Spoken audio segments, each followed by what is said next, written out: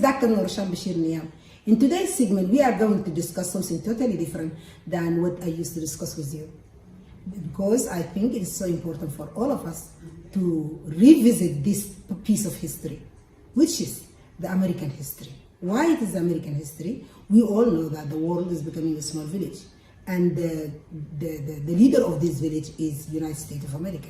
So it would be nice for all of us to know how America has been established and who established it and what is the Constitution. Today we're hearing a lot of words that matter to us, like, for example, impeachment, quid pro quo, Constitution, Thomas Paine, so on and so forth. Who are these people? What happened? How they get Continental Congress, and then 13 state of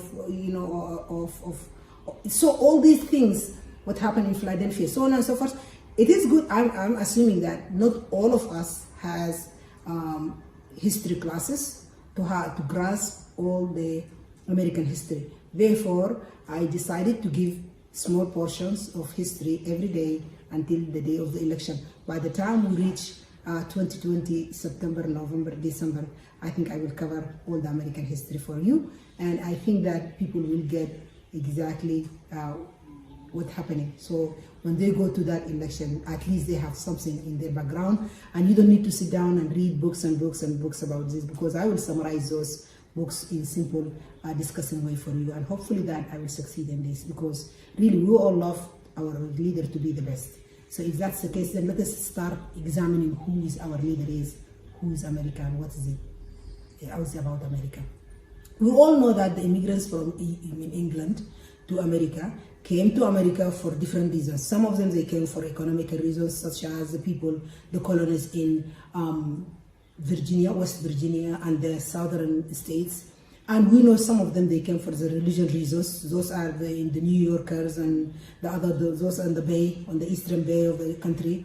And we know some of them, they just came as a political experimental, how it looks like when you govern yourself by yourself, away from the monarchy, They all run from the monarchy for different reasons, and some of them is mix of all these reasons. And they settled in different, like South Carolina is the political experimental state, and so on and so forth. All these people, they settled down and they start their life away from the monarchy, away from England, and they start establishing their own way of life. And the king was busy in his war with France in 1620, as we all know that. And it's kind of what we know it as a solitary neglect. So he just ignored these people. Okay, that's British, they're going to be following me anyway. But, these people, they went to the new land and they started their new things, and they started their new life away from the old way that they used to do. Away from the monarchy, away from the rule of the monarchy. They start ruling themselves with new rules that suits them in this new land. While they are doing that, back in England, the monarchy went in war again with France in 1765. Then, as we all know, war needs money. So when he went into war with France, he started looking for these colonies for help. He called them for help. He asked them to give him some taxation.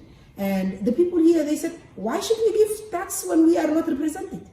And we always hear in Washington, D.C., no representation, no taxation, or no taxation without representation. Because they say, we are not representing ourselves in your Congress back there in England. Why should we send our money? So there is a lot of hustling, rustling, rejecting the idea of sending any piece of money to the monarchy, because they just feel like independent. We are just, new people. We already started our own life. And the king start feeling the rebellion spirits, but he ignored it. Until he came to the Second War, as I said, in 1765. And then when they refused to give him anything, he asked even, okay, just give me the taxation of the tea. And the people, they just rejected. And Boston people are the awesome people that you can see how, great, brave those people are. They took the whole tea and they dumped it into the sea. That's what we call it, Boston Tea Party. And that was in 1773. So they dumped all the tea as a sign of, we are not giving you anything. We prefer to throw it on the sea than to give it to you. And everybody can imagine the reaction of the king. he definitely rejected this behavior because he feel like these people should be following him and should be part of his kingdom. And when they did that, he just started thinking of these are rebellion and I have to do something against them. While he was doing that, the most precious publication came out, which is, we call it Common Sense. The Common Sense, actually written by Thomas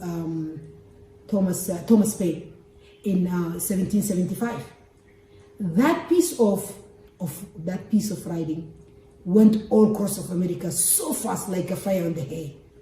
What is that piece of writing saying? It's saying we are no longer belonging to that king. We are here alone, and we're gonna forge our own government. We're gonna put our own constitution. We have our own continental congress. We can move on by ourselves. We don't need any king to point it to us what to do and what not to do. And I forgot something small to point. When the king started earlier feeling like these people are not following him, he said, okay, and he sent his representative to those colonies. But guess what? Those representatives settled on those colonies, but their salaries is not coming from the king. It's coming from the local people. And as a human nature, the human is adaptive creature. They adaptive to those, life, and their salary coming from these people, and they became part of the local people. And no longer the interest of the king is their first priority. It is just that they are not belonging to the kings anymore. And Thomas Paine killed everything by saying that we are not belonging to any king. We are Americans, and we're going to start our own life. We are going to start our own political way of life, our own political style here in this new land. And until I see you in the next segment, or next time, and say goodbye.